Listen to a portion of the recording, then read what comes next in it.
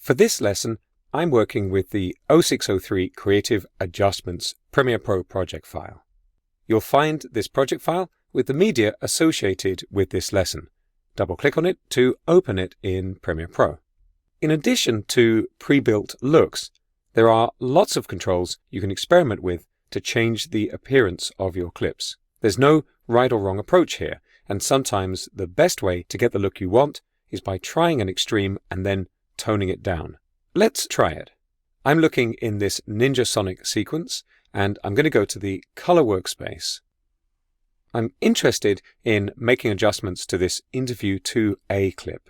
It's worth noting that adjustments made using the Lumetri Color panel are added to clips as a visual effect that appears in the Effect Controls panel.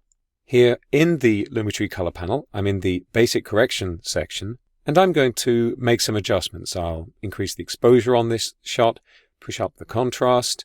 Maybe I'll pull down the shadows and the darker black pixels and the brighter white pixels. And that just gives the shot a feeling of greater depth. Maybe I'll even warm the shot up a little bit too. If I go to the Effect Controls panel, which is usually in the same frame as the source monitor, there's our Lumetri Color effect on the list. If I want to, I can select this heading, as I have now, and copy it and paste it to other clips, or in fact multiple other clips, using standard copy and paste controls. And I'll try that in a moment. Before I do, notice that if I want to, with this effect selected in the Effect Controls panel, I can hit the Delete key and it's gone. I'm going to undo that by pressing Ctrl-Z on Windows here, and that would be Command-Z on macOS. So let's apply this effect to some other clips.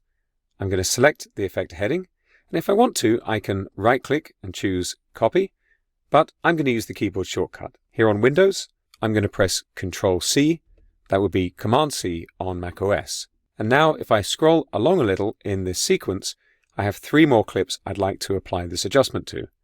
I'm going to make a marquee selection, just overlapping the clips so they're highlighted, and you'll notice that I can no longer see the controls in the Effect Controls panel. In fact, I just get this information, multiple clips selected.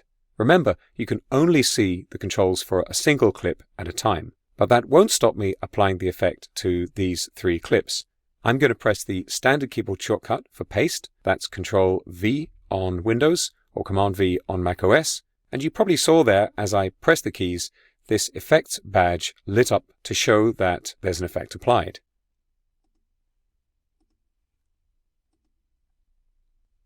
I'm going to undo that again with Ctrl or Command-Z, and I'm going to show you another way of achieving the same result.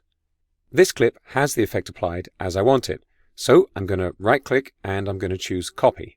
I could, of course, just press Ctrl or Command-C as well. Now I'm going to select these 3 clips, and I'm going to right-click and choose Paste Attributes.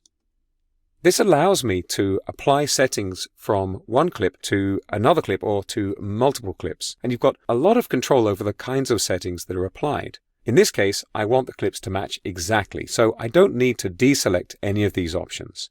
I can just click OK. All 3 clips have the same effect applied. When you're happy with the color adjustments you've made, go back to the editing workspace and you can continue working on your project. This is a quick way to use creative work applied to one clip to change the appearance of many clips.